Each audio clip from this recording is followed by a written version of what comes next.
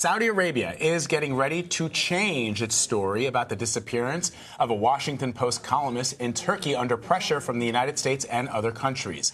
The Secretary of State, Mike Pompeo, met with Crown Prince Mohammed bin Salman today in Riyadh, referenced the two nations' long history as allies, and said they will face present and future challenges together. The two spoke for about 35 to 40 minutes.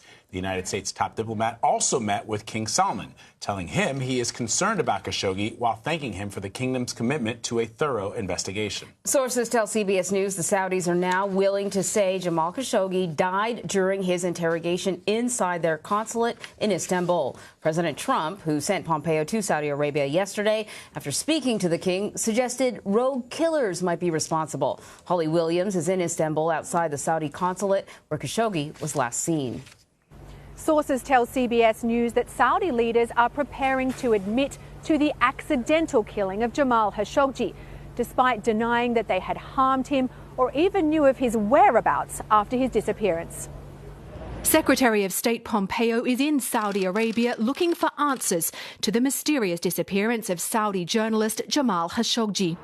Turkish investigators were finally allowed to search the Saudi consulate in Istanbul yesterday, spending around 8 hours inside the building. Khashoggi walked into the consulate 2 weeks ago and hasn't been seen since. A US resident and outspoken critic of the Saudi government, Khashoggi apparently needed paperwork from the Saudi authorities to marry his Turkish fiancée. Turkish officials, speaking anonymously, had already told journalists they believe Khashoggi was murdered inside the consulate, allegedly by a 15-man Saudi team that arrived that day and left Turkey in the evening. Saudi Arabian officials denied all involvement, insisting Khashoggi left the consulate, and this weekend calling the Turkish claims lies and baseless allegations. The question now is how much damage this will do to Saudi Arabia, an oil-rich, ultra-conservative Islamic kingdom and a key US ally in the Middle East. The country's crown prince, Mohammed bin Salman, has portrayed himself as a reformer, winning praise for finally allowing women to drive. I like being independent. I don't like to count on someone else to do my stuff for me. But in disgust over Khashoggi's disappearance, some business leaders have already pulled out of an investment conference in Saudi Arabia this month. Sanctions are being discussed in Washington. President Trump has said he does not want the US to cancel lucrative military contracts with Saudi Arabia. Meanwhile, Turkish investigators will apparently also be given access to the Saudi Consul General's residence here in Istanbul. Anne-Marie and Vlad. Holly Williams, thank you. Well, CBS News State Department reporter Kylie Atwood joins us now from Washington to talk some more about this. So, Kylie, what do we know about the meetings with Secretary of State Mike Pompeo, the meetings that he's holding in Saudi Arabia? What is it hoped that he will be doing in Saudi Arabia? Right. So far, there are not many major headlines that have come out of this trip. Secretary of State Mike Pompeo has met with the King of Saudi Arabia, the foreign minister, and he just wrapped up about a 40-minute meeting with Crown Prince Mohammed bin Salman. And in that meeting, Secretary of State Pompeo was asked about his jet lag. He didn't say anything on the record about the disappearance of Jamal Khashoggi. What we did hear from Mohammed bin Salman was him talking about the closeness of the U.S. and Saudi Arabia. He said, we are strong and old allies, and we face our challenges together. So clearly, Saudi Arabia is using this visit to try and demonstrate that they are still very close with the United States, despite the controversy around Jamal Khashoggi, what happened to him exactly, and this investigation. We are hearing from readouts from the State Department, however, that Pompeo is pressing and reiterating that the U.S. is concerned about the disappearance of Jamal Khashoggi and pressing for both a timely and transparent investigation.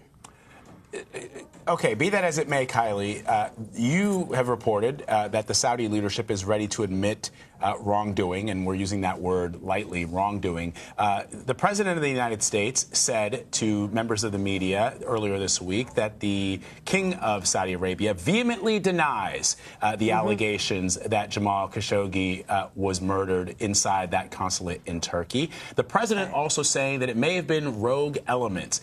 The question, number one, why is the president of the United States, and this is, I think, something that either we can learn through our reporting and through our sourcing, but why is the president of the United States once again carrying water for an authoritarian regime? Why is the president of the United States saying, well, he says he denies it, so we should go along with that? No doubt that Secretary Pompeo will deliver some very strong words, as members of both sides of the aisle of Congress have demanded that he do. But I wonder why the president is doing that and what he is trying to accomplish with that relationship that he has with Saudi Arabia. And the second question is, who brings a bone saw to an interrogation?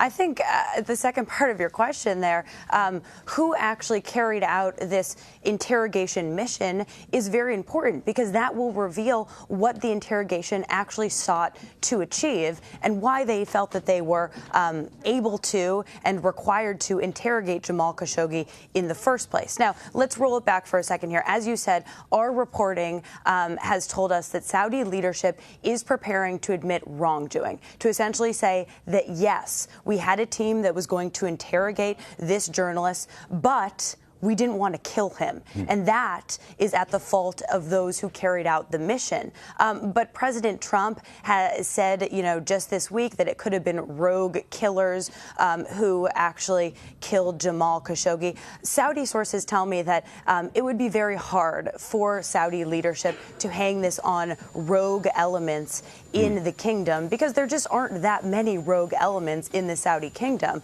Mohammed bin Salman knows just about everything that's going on in that country. And so for him to abdicate any responsibility is going to be a very fine line for him to walk along. And we're going to have to see how that comes to fruition. But again, we still don't know when Saudi leadership is going to come forth with this admission, because they have not done so in their meetings with Pompeo yet today. Yeah, and I think we should point out, this information that Vlad brought up about the bone saw and about this group of Saudis who arrived and then left sort of immediately the very next day. All of this information is coming from Turkey. Saudi, like you pointed out, has yet to admit to any of this stuff. And so that's part of the problem, is that the U.S. it's very difficult for the U.S. to determine what is fact and what is not. Nonetheless, if it's true that Saudi Arabia is going to admit to some sort of role in this, still they're admitting to interrogating a journalist to the point where he accidentally dies. That's not something that's in line with U.S. behavior. It's certainly something that the U.S. has criticized other countries for doing. So will that very admission have a detrimental impact on U.S.-Saudi relationships? Of course, it threatens to. How could it not? You already are hearing, members of Congress being really outright worried and upset about the reporting that we have seen so far, despite the fact that Saudis haven't come clean or really given any reasoning for what happened to Jamal Khashoggi. We need to be reminded that they are still maintaining that they know nothing about where this journalist went when he allegedly left the consulate, their consulate in Istanbul. They say, that he left. They're not showing any footage of him leaving. But this could very well and probably will hurt U.S.-Saudi relations. Just this morning, Senator Lindsey Graham was on air on another network, and he said that Mohammed bin Salman is tainted and that he cannot be trusted as a world leader anymore, that he basically needs to go. That is a pretty aggressive stance for a U.S. senator to be making, and one that President Trump will not just be able to ignore. Kylie, that was exactly going to be my question to you. What are your sources telling you about what Senator Graham has said? Because, as you know, Mohammed bin Salman became the crown prince back in 2015 after King Salman designated him. He had another nephew that was designated the crown prince, Mohammed bin Nayef. I wonder now if King Salman is rethinking this decision, and the king can obviously appoint whoever he wants as the crown prince, because there have been a couple of controversies. On one hand, the media has lauded Mohammed bin Salman as some kind of a dynamic change agent in the Middle East, and specifically in Saudi Arabia. But going back to that moment where he put dissidents in, held them in confinement at that, fancy hotel, to, yes, letting women drive, but also arresting some women who wanted to drive. And now this. Is there a sense from, and also now we're also talking about Yemen, as Anne-Marie points out to me, the atrocities that are occurring there on an almost daily basis. So is there a sense from the State Department that King Salman may be rethinking his decision to make Mohammed bin Salman the crown prince? I think that's a fair question, and to be honest with you, I don't know the answer to it. I don't have, the keys to the king's thought process here. But it is important to note that Mohammed bin Salman, he's 33 years old. He is a young leader, and he said he's not going to waste his time, even in his early years. So despite the fact that he is recognized for trying to make the country more modern, moving it forward in many ways, allowing women to drive and all of that, he is also clamping down on dissident voices. And this is a crystallization of what he's doing. This situation with Jamal Khashoggi, we're going to have to see if that can withstand the international pressure and if that impacts the king and his thought process in giving Mohammed bin Salman the leadership role for the future of the country. Yeah, I think it's very, very interesting that, the president, our president, spoke to the king. Turkey's president spoke to the king, and neither of them are speaking to the crown prince right now, despite the fact that it's the crown prince and Jared Kushner who are very good friends, and this is part of that friendship is part of the reason that the president went to Saudi Arabia as his first overseas trip. Yeah. But clearly the king has chosen, for whatever reason, to sort of circumvent that partnership. I mean, if you're looking at it just from a strategic geopolitical point of view, it may make sense to sideline Mohammed bin Salman because of some of these controversies, because ultimately the king can ultimately say, well, yes, because we don't know where the president got this idea of rogue elements. He probably spoke to the king, and he came out of that briefing and, spoke to reporters, as he does. People love the fact that he speaks off the cuff. That may have been an off-the-cuff comment, and the king might very well say, you know what, Mohammed bin Salman was a rogue element. He did this without my authorization. We'll have to see how it all develops. Kylie Atwood, thank you so much. We'll see. Yeah, thank you, guys. Kylie.